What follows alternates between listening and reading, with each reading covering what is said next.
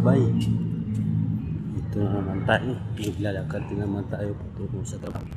Sa araw ng Sabado, pagkakad kahit hindi na tayo makausapin ang ating mahal sa buhay, tuloy pa rin para sa mga anak, mga bay. Yun na lang ang ating nilog. Parang binabaliwala na tayo ng ating misis. Siguro mayroon isang iba doon na sa busy mga kailan na bukas at pati sa ating mga anak na ibig sabay kung ayaw na doon nga tayo kaya ano sa ating dito natin kasi sabi na realidad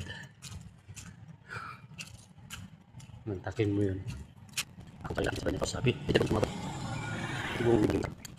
mga bay, sana pagpaliban na lang natin so ngayon mga kapag sa akin pa sana gabayan na lang tayo ng bumay kapal sa ating gawain at tulungan tayo na walang maging maaberya sa lahat. At sa aking mga viewers, maraming salamat sa inyo mga viewers. Nasa 5,000, nasa 5.9 na tayo at ang ating likes 1,038